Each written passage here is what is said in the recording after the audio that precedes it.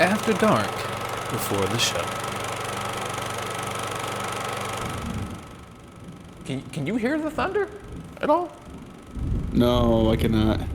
I don't know if you got some noise canceling stuff going on. Yeah, it's probably Discord's the monitor, like the monitoring for the recording.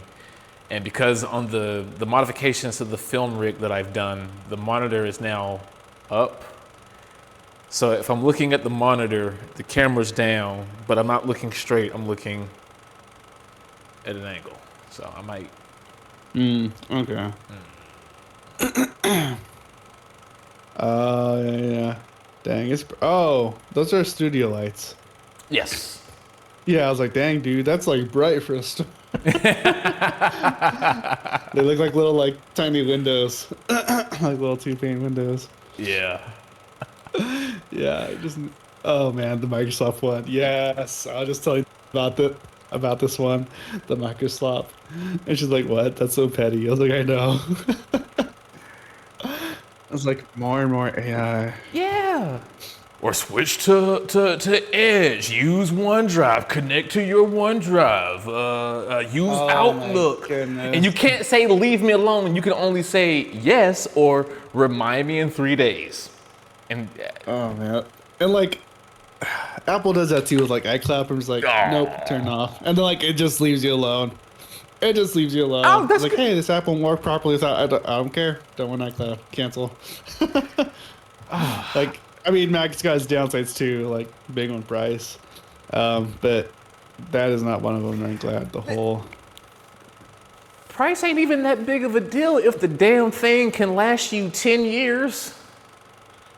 And yeah, I got mine used like secondhand off of Swappa. I'm just like, I'll just get it off of some bro that just wants to upgrade every year. I'll take it for a discount. All right, you ready to start? I'm ready to start. Alonzo's gonna be mad. We're gonna have dinner late tonight.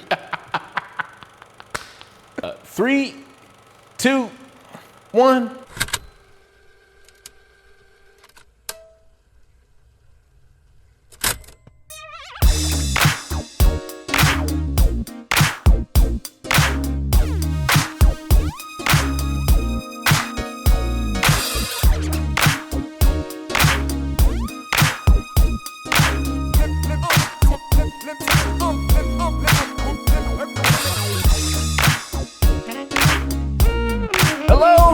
Everybody, just quick preference, it is stormy here. If the power goes out and the podcast drops late and or is very choppy, don't blame us, blame Mother Nature. Also, if you see me looking up, we've modified the camera rig. I gotta get used to it, and it's probably gonna be changing in 2 to 4 more weeks. Anywho's, we have a great show today. We're gonna be talking a lot about entertainment when it comes to dealings, and yes, the individual YouTube video following up about Warner Brothers, Paramount, and Netflix will be a thing, but we're gonna talk about it here first because we love you After Dark listeners. We're gonna talk about some gambling stuff, how Steve Jobs is rolling in his grave, screaming, and is attempting to come back as a zombie so he can walk to Apple's headquarters, bite them, and put, I guess, his curse on them that they've seemed to have deviated from for many years now. We're going to talk about Surveillance State 2.0, and of course, we're going to have a large segment towards the end of today's episode talking about artificial intelligence. But as always, I'm your host, Zane Blaylock, and I am joined by the sexiest, most interesting man on the goddamn planet, Louis Lando Sandoval with the Land of All, where he drives his Durango that you can now purchase a customer joyride on Fandango. That was awful. But Louis, how the hell are you? Oh, I was saying we should just buy a domain name like EOZ Louis Lambo Durango.com. I mean, some AI vibed image. I mean, we could write it off as a tax expense. I mean, we'll workshop it. I'll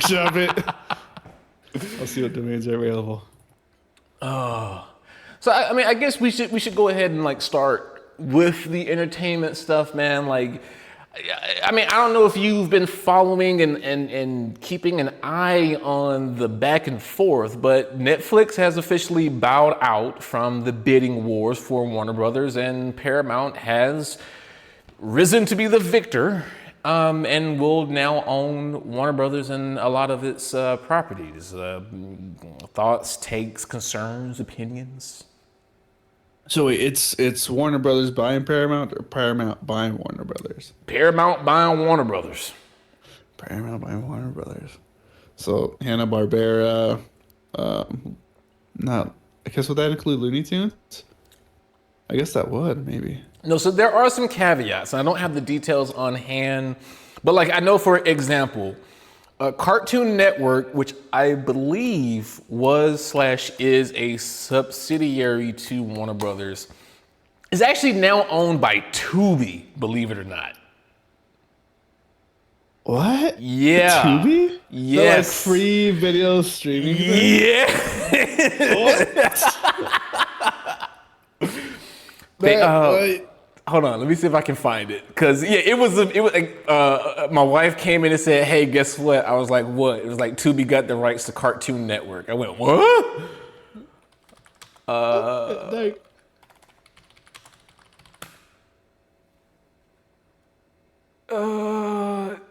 A treasury of Cartoon Network, Hanna-Barbera, and WB Classic Tunes.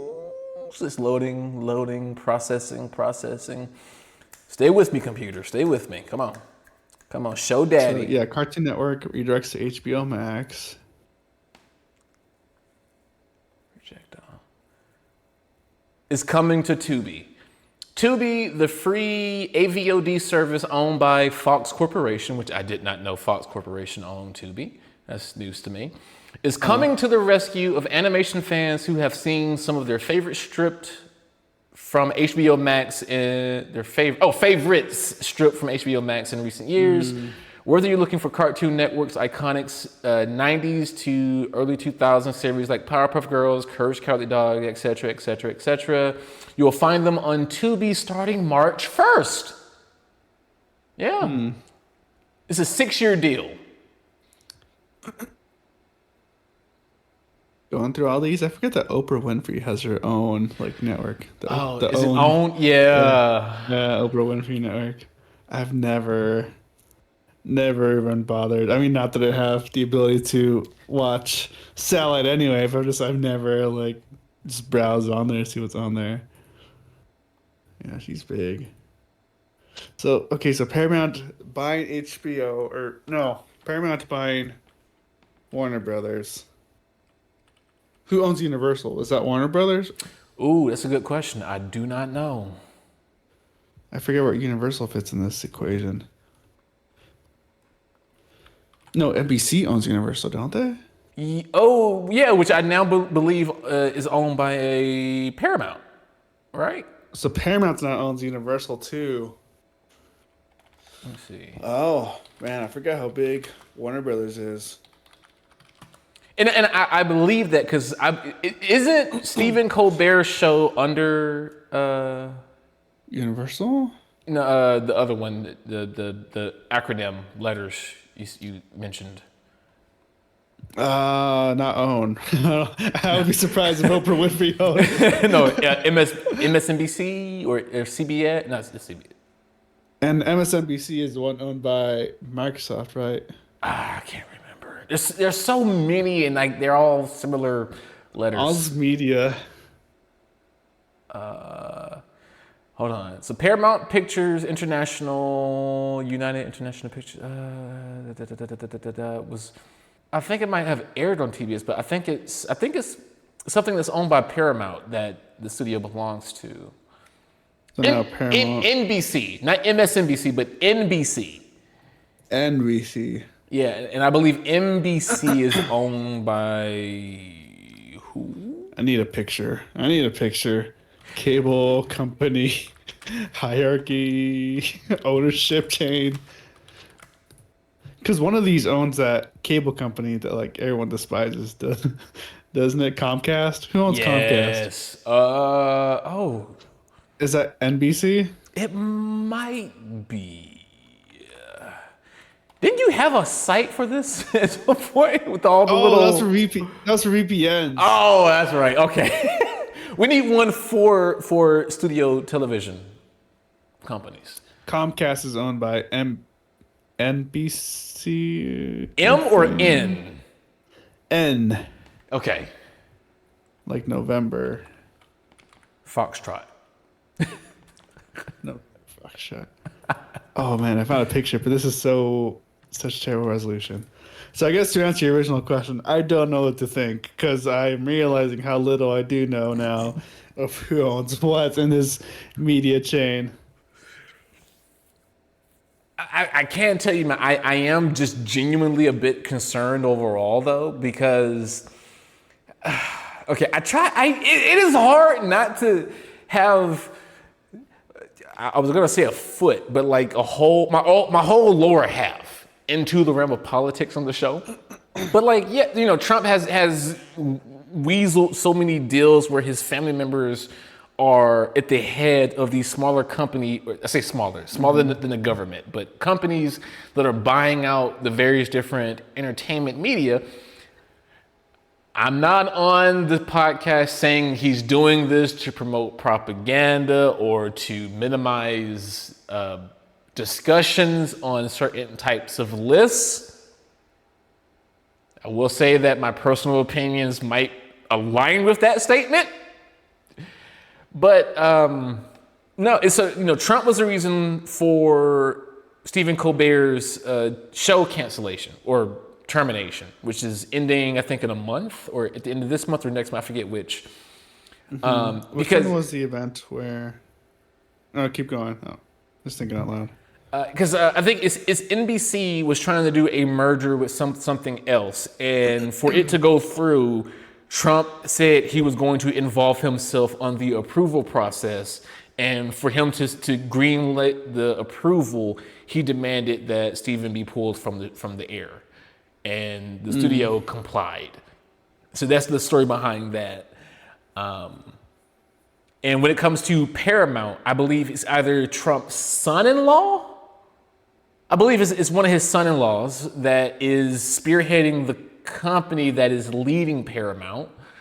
And the reason why the Netflix... Kushner? Yes, I think, is it Kushner? Okay. I think so. Hold on.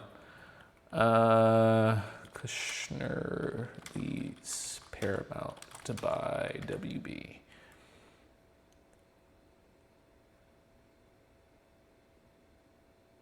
Yeah. It's Kushner. Because originally he had pulled out of the bidding war for Warner Brothers, and Netflix took the lead at the end of 2025, and in 2026, I don't know if they made like an under the table. It's all speculation. Tenfold a hat. Yeah. Whatever. But Paramount said, "Hey, we will give you more than what Warner Brothers is worth on paper." For this deal. And this is after the agreement between Netflix and Warner Brothers. So the reason why a lot of people suspect that this is everybody's shaking hands under the table is because now Netflix will be paid by Paramount for the cancellation fee of the deal between Netflix and Warner Brothers. Paramount will now get Warner Brothers, and Netflix doesn't have to take on the heat for all of the layoffs that was going to follow the merger. I mean, and layoffs are still going to happen. It's just now Paramount is going to get the flack for laying off the hundreds of people, thousands of people after this merger happens. So Netflix wins, Paramount wins, Warner Brothers, the CEOs and executives win, everybody else loses. So what's this you mentioned here about like no impact on theatrical releases? Some upcoming, yeah. So when originally Netflix won the bidding war and the agreement was made between Netflix buying Warner Brothers, one of the CEOs of Netflix basically had a comment about, we're gonna like shorten the window for theatrical releases to about like 2 to 3 weeks, and then we'll pull it from theaters and put it on Netflix. And people were like, that's not okay. Like if it's a big film, leave it in theaters for a standard amount of time, etc., yada, yada, yada. And there was a lot of fear because one of those CEOs mentioned that like the Superman movie, in his eyes, it did not succeed. And so he was saying that based off of that performance would determine their plan for theatrical timelines. So, and now that they're not taking Warner Brothers, everyone's like, oh, hey, theaters are going to be fine. But then people are saying, well, hold on. Are you sure Paramount's going to be any better?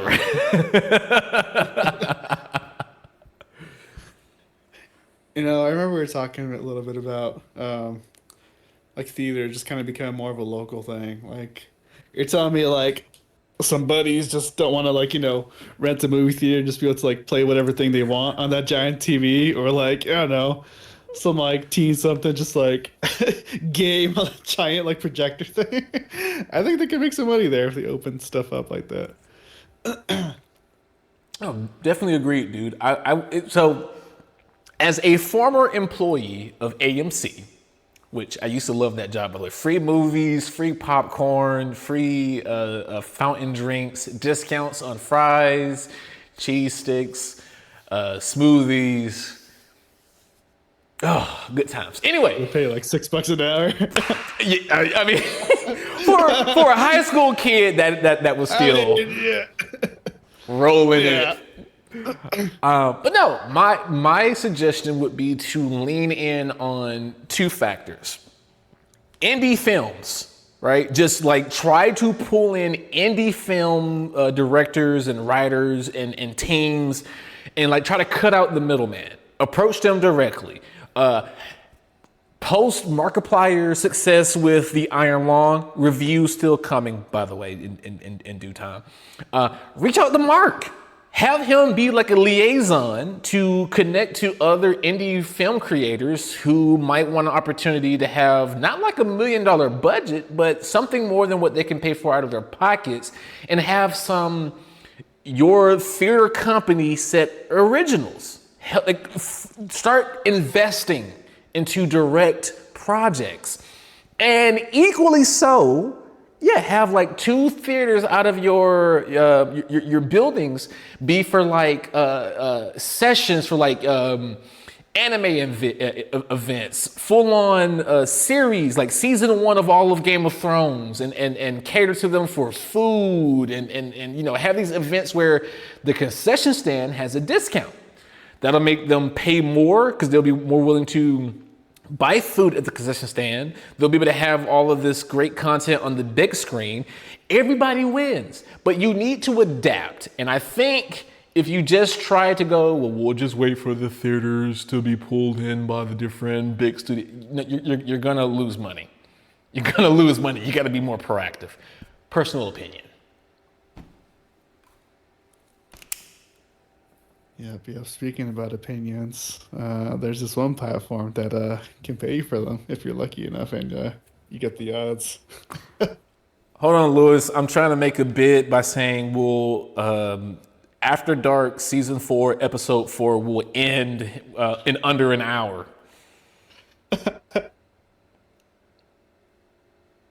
Bids open. Place your best. I mean, your predictions. Your predictions. Oh, yeah. So what's going on?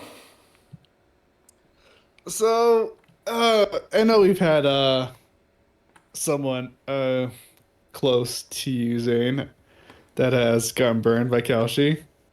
That, you know, I think lost a bit of money on like their first bet or something. Ludicrous? And that.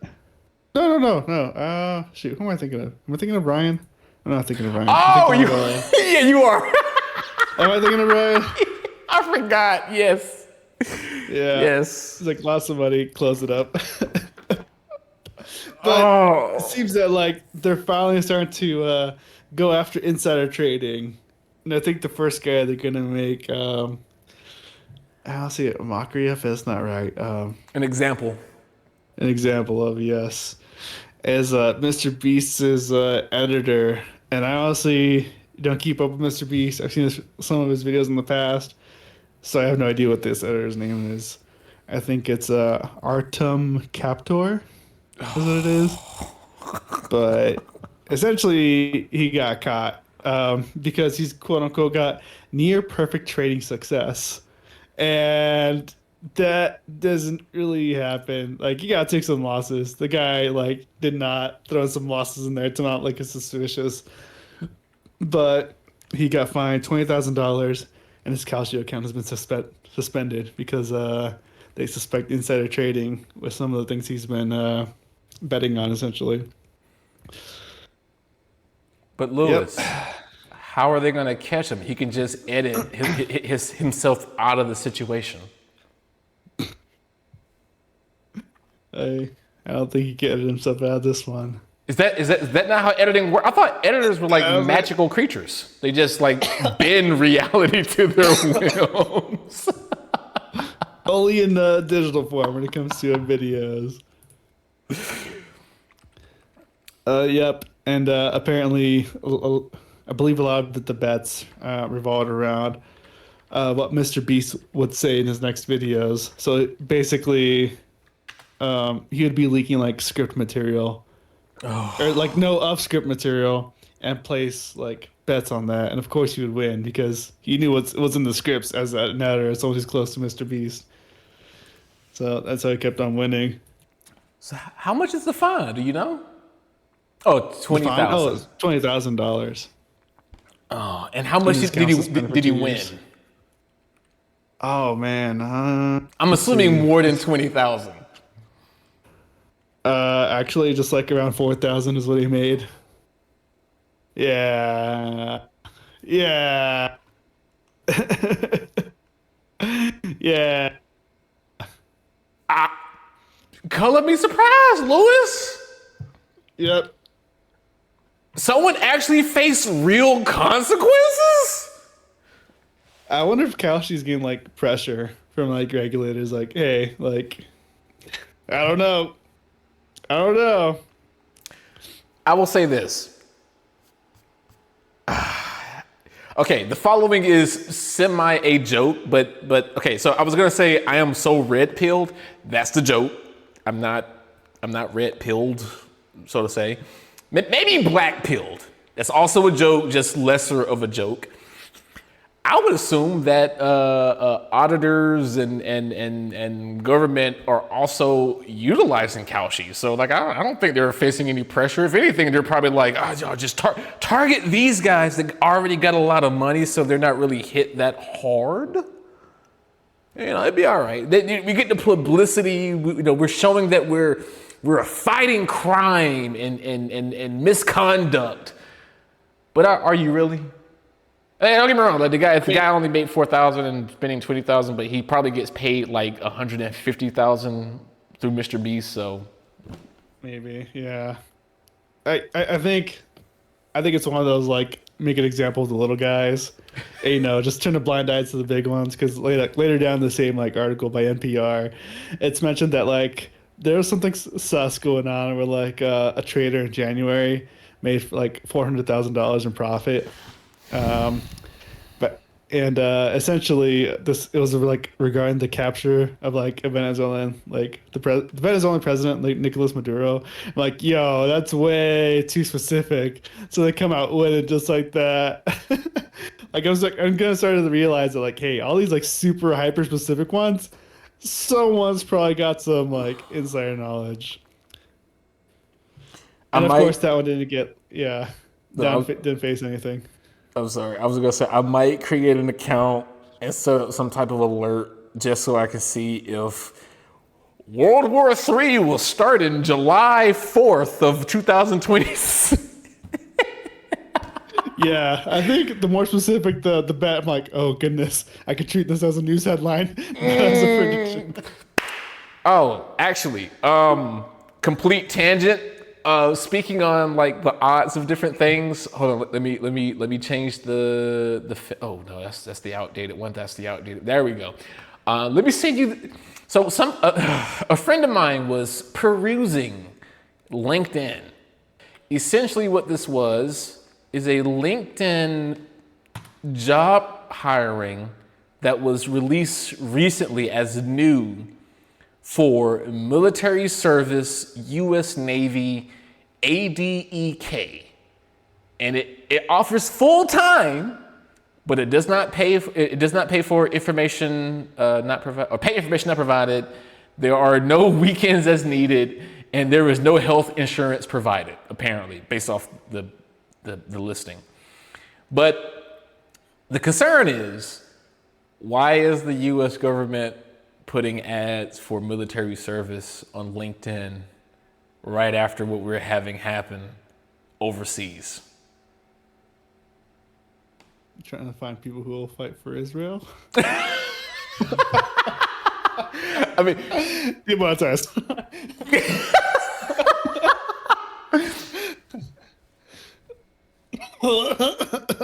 Trying to make sure I'm not going to get assassinated through the window. I'm just saying, Got a clear shot. Sure, take it. Take it. No, these guys, they have less than like 5,000 subscribers. They're nobody. Nobody would ever believe them. Now, listeners, viewers, this is where you come in. Share the podcast, share the episode, share the love, spread the news. I'll edit. I will add the picture in post. That way, it should be a little bit more understandable. But yeah, I mean, yeah, like it's weird that they're trying to bolster numbers immediately after recent global events. Do kids. Yeah. It's as bad as when they was marketing on Twitch. Oh man, when they were like streaming and like playing games like the US like military, I was like, what are we doing? It's like, how do you do for little kids? Oh man. More and more I'm vibing with Nibbles maple stick. Do I need to start chewing on some pencils? There you go. Oh my goodness. Also, like another tangential news before I mean, might as well, right? I mean, you, the listeners and viewers, love us for our tangents, right? Right? Dear God, I hope so, because if not, why are you still listening and watching? So I'm going to assume you like our tangents. Did you hear about the legal court hearings about AI creations not being fit for copyright? Yes, I just read about that like today. I was like, why did this even make it this far? Why wasn't it just shut down? But I like the verdict. Essentially, anything that's generated by an LLM is not eligible for copyright. Anything that's generated by an LLM and modified by a human is still potentially not eligible for a copyright if it's got like these already copyrighted things in them. You've essentially got to do it from scratch. Yeah. Yeah. I will say I do have one concern, and it might not be worthwhile, and I don't know if this already been like proven that it's not something to be concerned about. But I do worry that, say someone uses AI to create a original design, but said design is actually utilizing copyrighted material. Like, oh, I created this Jamaican plumber whose name is Mariko, who dresses in a red and blue color scheme and likes to go down yellow pipes instead of green pipes, right? Yeah. And so now you're like, oh, well, it's not an original idea. It can't be copyrighted. And therefore, you can't even bring it up in terms of saying you might be infringing on another copyright. Mm-hmm. That's my concern. I worry that someone is going to use copyrighted material to create content and avoid legality purely because it was generated through an LLM. Yeah, it's a weird time right now just because you could generate so much like slop, right? Generate so much slop. MicroSlop, some might say. MicroSlop, as some might say. We can hop over to that one actually, if you want. Sure, yeah, okay. So I'm sorry, I forgot why. MicroSoft is soft. They're packing a few inches short on their their credibility. Oh man, do you want to like roll into to this or? Yeah. So it turns out that Microsoft has this Discord server because that's where all the young people hang out.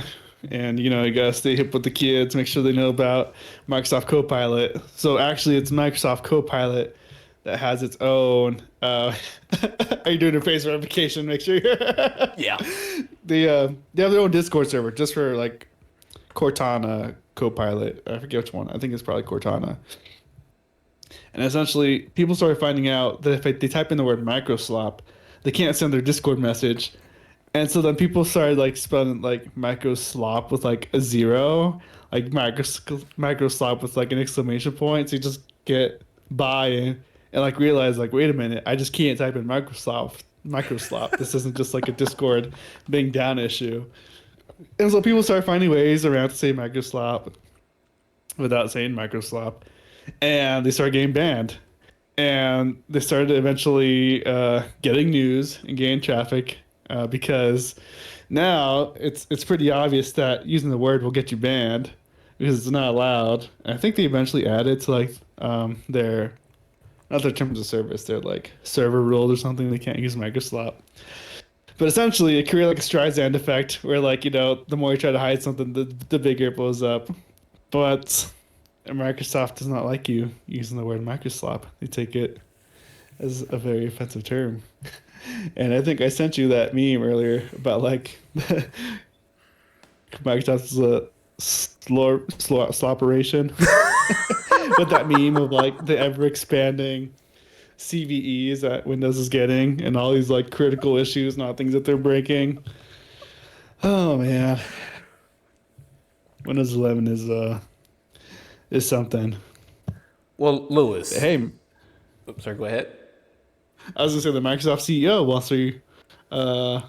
wants to rewrite, or sorry, not the CEO. I'm misspeaking there. It's like the CTO or something wants to rewrite it all in Rust by 2030, which I think is a terrible idea.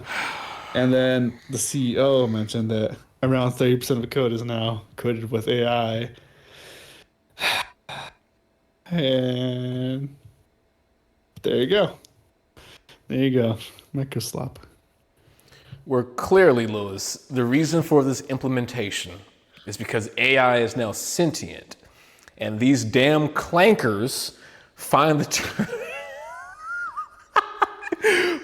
term MicroSlop as offensive as the N-word. My goodness. It's man, if you can't lean into it and learn how to pivot and just know anything about like internet culture, like come on man, like you shouldn't be part of like the PR team, the moderator team. You should just step down and do something else at Microsoft. This just kind of blew up in their face. Could you imagine if instead, like, Satya Nadella, God, I fell for it again. I'm calling him a nice, tasty. What nuts are used for Nutella? Hazelnuts. Hazelnut, thank you. Butter. Yes. He is not that damn delicious. I can tell you that now. I'm sorry, that's gonna come out so wrong. Anyway, could you imagine if he instead like released an official like product, like a shirt or a hoodie that said like MicroSlop, and it was like SpongeBob's chum bucket, where it's like a hunk of like just random garbage. What it called, the outdated tech, e-waste.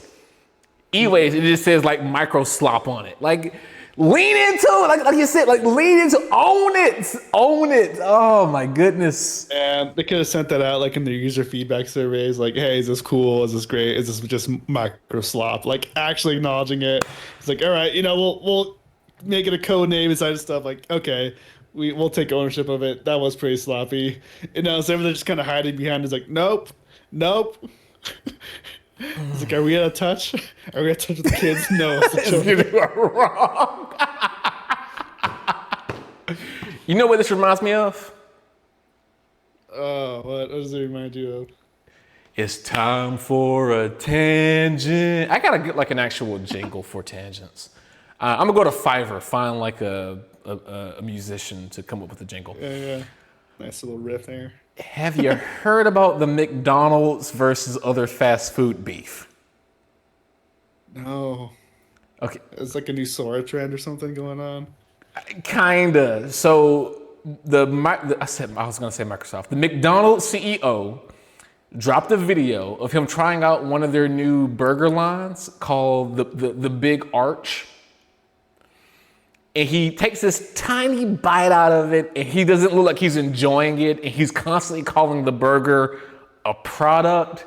And it's just like, it's received by everybody. Like the internet goes wild by saying this is awful, it's bad PR, it's a bad video, he looks like he hates the burger, yada, yada, yada.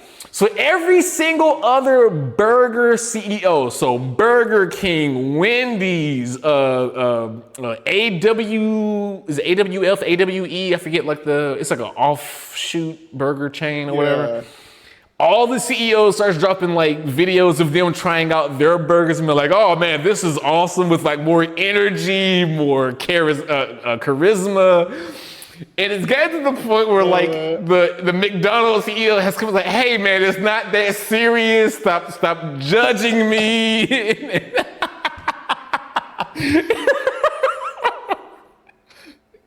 Man, the dude just got leaned into it and just had that same reaction for every product he has. Again! Or just start a review channel, like, same exact thing. Yes! Or eat his competitors once and make the same face. If it was me, I would immediately do a follow-up video where it's me like in a dark room with a single lamp and I'm having like a letter. And in the back, you can faintly see the what is it called? The Hamburglar? Yeah, the Hamburglar. Yeah, have him in the back just kind of like looking menacingly, but like, you have to try our Big Arc burgers. I am super serious. I am not in danger. You know, and like do a whole ARG about this now. You know, like he was forced to do this. Like he got behind us, like, yeah. Oh, I don't know, man. People, and they have so much money. How do they not have like a social media? These PR departments, these like marketing departments. I don't know, man. They're losing me. I don't get it. I don't. Something else that I don't get, which oh God, where is it? I lost it. I swear this is. Did we talk about Steve Jobs and the MacBook yet? We've not talked about that one. Yeah, that's fairly big news, I think. There, particularly the price. That like MacBook Neo. Yeah. Okay. Yeah. Google should be worried. Google should be worried. All right. Google has tried to lock down low-cost educational equipment for schools and colleges through their Chromebook program. And to a level, I would agree that a Chromebook can be very valuable for low-income purposes to just get you connected to the internet, get you hooked onto various different streams of information, programming, classwork, etc. Well, Apple, who've been sitting on their premium stools, their high stool of premium excellency, just said, we'll throw a bone to the peasants and drop the friggin' Apple. Also, update. You and I have talked a little bit about it, and we were talking about there probably won't be video output because it's like two USB ports, both USB 2 and USB 3. One of them is video out. It's not Thunderbolt, but it does give you video out. So, Okay. Yeah. Okay. Yeah.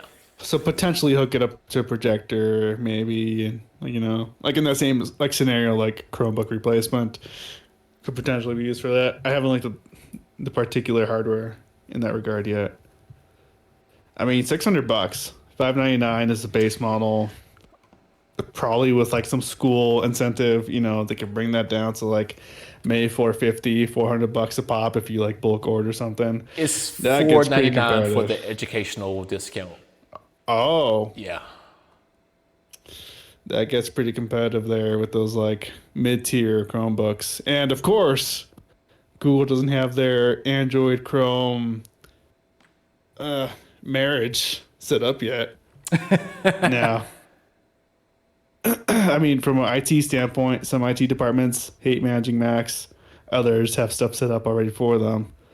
But you can lock them down pretty well. So onto that point of like using them as Chromebook replacements, it could hit that mark. But like overall, I'm just surprised that they're even going down to this price level.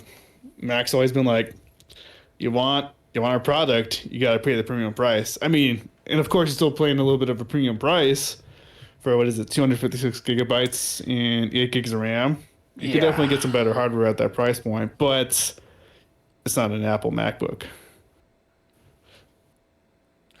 You get that sweet liquid glass. The one thing that needs to change. Man. I should have read the release notes before I just upgraded. I'm like, oh yeah, more free update. And I was like, what is this? And then I found out about liquid glass. I'm like, oh man, I should have waited. I'm sorry. I was trying to show off the Bloomberg article, but they locked it down to a $2 a month thing, and trying to see if I can bypass it. But you know what? I'm gonna just show off the /dot stuff instead. But for the lovely listeners, maybe go to youtube.com/Essence of Zane and figure out what video you want to see for the podcast so you can see the actual visual things that we show for the visual version. Oh, tangent. I'm done using Spotify. You done?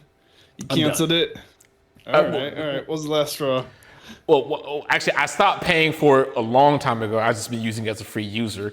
But no, it's just the app is awful. The app can't keep my position on the things I'm listening to across devices. On the same device, I can listen to something, pause it, go do a few things, come back, hit play. It starts over. Pisses me off. And like the app is just awful. It's poorly designed. The UI experience or the UX is just a sludge. Like I shouldn't have to go through 3 or 4 different click transitions to see the podcast that I follow. And then granted, there's the what's new. But the what's new button in the user menu button is right next to the add another account button. So my fat ass fingers often presses the add a new account. And I'm like, I don't want to add a new account. I want to see what's new.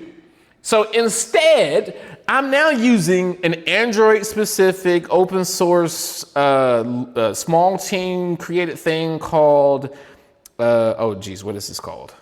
It's like AntennaPod. AntennaPod. Oh, yeah, it's a good one. I like that one. Super simple, super nice. I love it. It has an inbox to show me what's new at the very bottom of the navigation screen.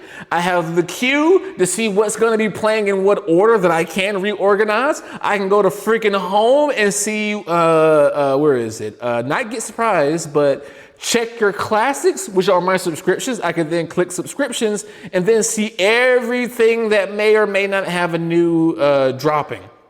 There should be another thing somewhere too. Where's the? It's just those algorithms, man. Those algorithms are always trying to like, yo, I'm not interested right now. It's like having to say no to a salesman every single time you boot up an app. Like, and I would say it's not just Spotify. It's like other apps too. Yes. That's another reason why I've disabled watch history on YouTube. Because I'm like, no, I just want to get to my subscriptions. I'm not in the mood to see what's hot, what's top right now.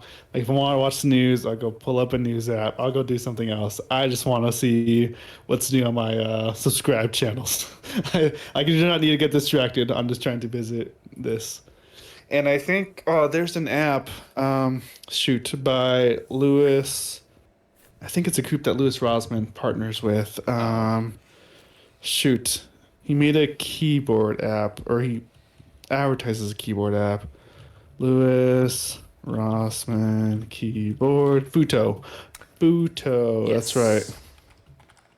And Futo, do do do do do. Futo.tech, that's right. If you go to futo.tech, you'll notice that not only do they make this keyboard that doesn't send all your information to Google and uses like an offline LLM for text prediction for when you're typing, but they have this app called GrayJ that's supposed to be like, I think this app they could pay $10 for, but like it's free to use. And their goal is to make it so you're actually following subscribers and creators, not necessarily dealing with algorithms. It's called GrayJ. GrayJ.app, actually. But it's along the same lines. I'm like, we're just tired of the algorithms. I just want to see my content. And it reminds me of like this other app, Loops. Have you heard of Loops.video? I've not. Yeah. It's like people that are just kind of fed up with TikTok and all these algorithms, like trying to show you specific things. And it's just basically this TikTok clone that's like federated. So you could upload your own shorts to your own platform. Oh. But I appreciate this movement of people just getting tired of these algorithms, all these things pushed out. I'm like, I just want to see content from people I like following. I don't want to get sold something every single time. I went to loops.video, and the first thing that came up is a short by Susso, Susso, and I've not played it, so it's at the first frame. I think I'm seeing the same exact one. The Epstein list in the form of friends. Yep, yep. We're seeing the same exact thing. Glorious. Can I mute it? Where's the mute button? I wanna. Oh, there's no mute button. Screw it. I'm gonna play it. Oh man, not Elon being outside looking through the window. Okay, I was trying to keep talking for the listeners. I'm gonna just. Oh, can I? What's the link to? Can I? I watched at the same time you did. And I think the main motivation for Loops was like they're basically getting tired of like things being shut down with recent things about ICE and things about the Epstein files, and of course, as you see right here, that's one of the things on this front page. So like they're basically just tired of like things getting censored. So they're like, well, all right, we'll make like a federated network of like social media. So things is just harder to take down instead of like the centralized control thing. So I just like this whole like Fediverse thing that's going. It's neat. This is bringing me so much hope for the future. Yeah. The Fediverse is cool. A horrible name though. Can I just like say that like what is the origin to the term Fediverse? Like is the person who created it named is like Fred or Fed or something? Like what is So the name comes from the nature of like different types of software. So here we go. I'll post that image there. So essentially, a centralized service is what everyone is kind of used to, like Google, Facebook, Twitter, X, where you just connect to these centrally owned servers that are owned by one entity. Decentralized is pretty similar to federated, essentially, where there are a few like root nodes, but they're distributed and owned by different like entities. So like, I'm thinking of like Mastodon and that whole network. They call themselves Fediverse too, because like there's different Mastodon instances you could create your account on and chat on, and like they're owned by different people and entities. Sure, you could get banned off of one of them, but you can still join another one and still have conversation with people. Like it's not banned from all of them, and of course distributed is like peer-to-peer BitTorrent. So they're kind of in the middle. That's kind of what federated means. It's like not quite centralized, not quite peer-to-peer. It's somewhere in the middle. That's kind of what federated is. Okay, but like, is Fred a term that means something? I don't think so. don't think it means anything in this. I'm gonna just assume that the guy that pushed this, his name is Fred. The Frediverse. I mean, don't get. You might be thinking of the Frediverse, not the Fediverse. Oh God. Okay. Well, no. Okay. So okay, if it is the Fediverse, that's even worse because it makes me think that it's ran by the feds. Fair point. What are you doing? Someone needs a marketing expert, which I'm not, by the way. I'm not. You know, we say it like that. Oh. That's not pretty worse. The feds are just everywhere. I guess in that sense, Washington D.C. is the Fediverse. Every single corner. It's like, oh yeah, the Fed came up with this technology so people feel more confident in setting up communities that we're all just monitoring anyway. So the Fediverse, no matter where you go, the feds are watching. Let me stop. That might actually hurt people's adoption of the Fediverse. It's a neat thing you guys should look into. It's pretty neat. They tend to talk about a lot of federated kind of services at FOSDEM, which is like this free open source like conference that they have every year. I think in Germany. I don't know if you've ever heard of FOSDEM. I haven't. Oh, actually, I have. I have. Yeah. It just recently ended there. Okay, I'm sorry. Hold on. Thing. I just looked up federated, and it came back with an official Oxford Dictionary term. Can you guess what it means? Owned by the feds. I mean, yes. United under a central government. We've been bamboozled.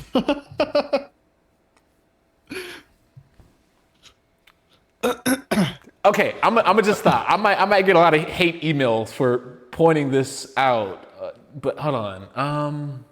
A federation. It's one of those English American thing. To be fair, maybe the guy is German. Cracker. For what I'm about to say, just assume that I am British for 5 seconds.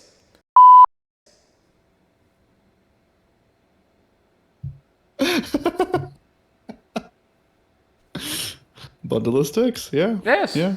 Yes. Or no. In Europe, I think they're cigarettes. Oh, I forget. Yeah. That's true. I forget that's a thing there too. Yeah. Works. That's 2005, but there's no mention of it. Okay, we're going off on a very deep tangent. I'm sorry. I didn't mean to derail to that extent. Did we talk about Steam and how they're being targeted yet again? Oh no. Yeah, we skipped over that one. We jumped into the MicroSlop. Yeah, let's talk about that. I mean, there's not really too much to talk about. Steam is yet again being brought to court after their very successful, very public, very ostentatious victory against the Rothschilds family. But now they're being targeted by New York. Don't laugh at that. They're being targeted by New York now for loot boxes and gambling. Yeah, is it Counter-Strike, TF2, Dota 2, right? Those are their three big fish that use loot boxes. Yeah. But Lewis, I gotta have my hats. My hats, TF2 is just a hat trading game, honestly. Yes. I'm surprised someone has not made it a hat trading simulator video game. It's basically just TF2. Yo, no. So for Steam, a great idea. For April Fool's Day, just rename TF2 to Hat Trading Simulator. And then when people try to launch it, like, where's TF2? They get deleted? They just go to the front page. There you go. Oh, man. That's a good one. My thing is, like, if we're going down this road, can, like, you guys also harangue, like, EA on, like, all their loot box stuff, too? Come on, man. Like, can we go after as well, like, DLC that releases, like, 2 weeks after a game release, which is basically just the rest of the game?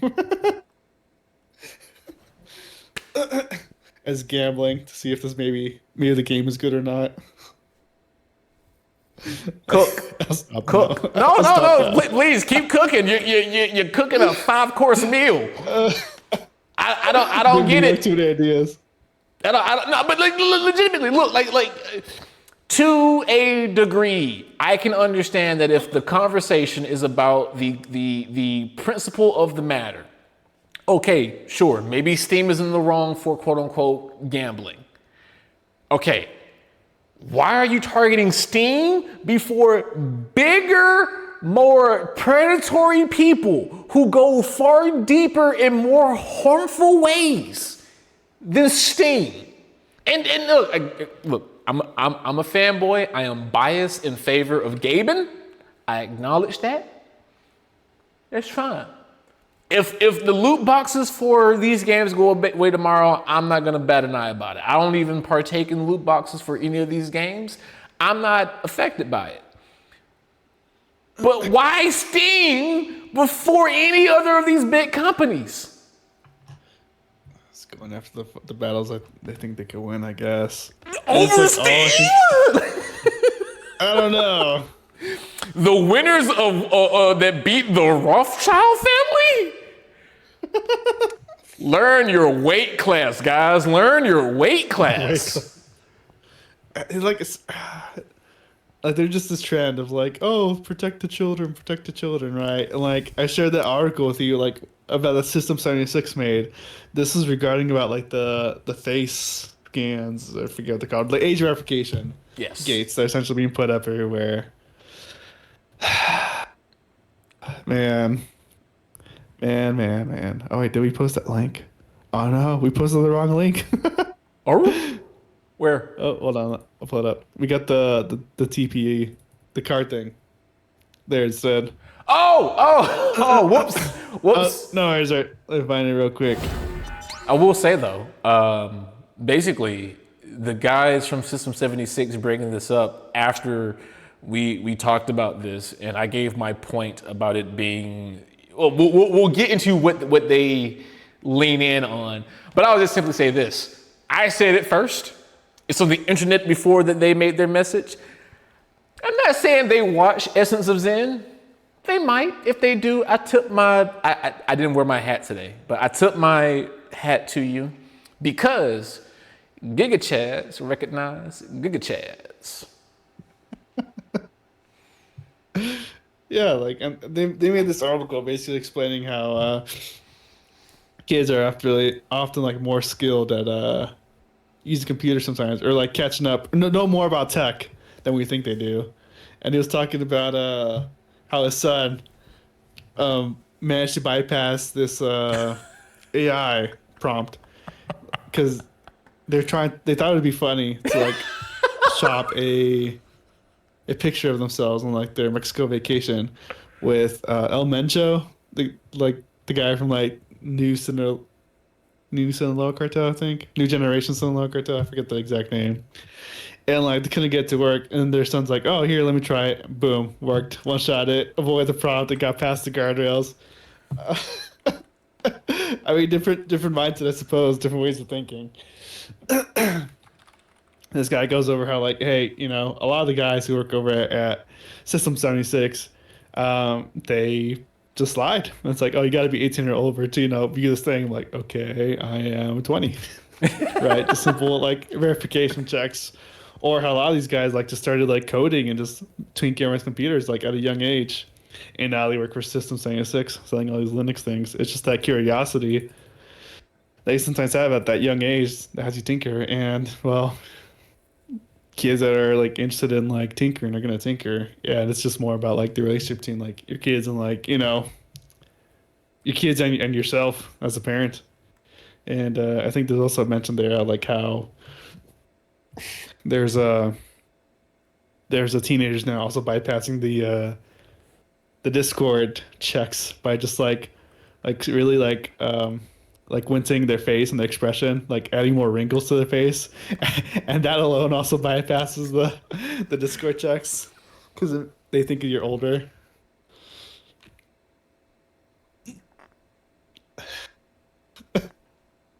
I mean, if you're a girl, right? I've seen a lot of these makeup tutorials. Man, it's magic. It's dark arts. It's dark arts. I'm sure if you add enough makeup, you could look a certain way and bypass the checks. I love the videos where I forget. I have to ask my wife, but there is a particular TikTok creator who does the makeup to make themselves look like one of the male homies. She get like the fake mustache. She puts on like the cap to make her hair look it's a buzz cut, and she walks up and like, "What up, dog? What up, bro? You good? You good, my man? Bring it in, bro. What is your wife doing?" But I mean, it actually looks like some. If you do a quick glance, it's like, wait a minute. Yeah. Yeah. Like you say, dark arts. Yeah. The dark arts. Surprise! That's the end of the episode. Now, this particular session was a long session, and since our last long uploaded episode was not well received, we've decided to cut this into 2 episodes, and the reason why they are both releasing a little bit off schedule is due to personal scheduling, as well as me messing around with converting I'm attempting to convert all of my systems over to pure Linux, and that is messing with our workflows.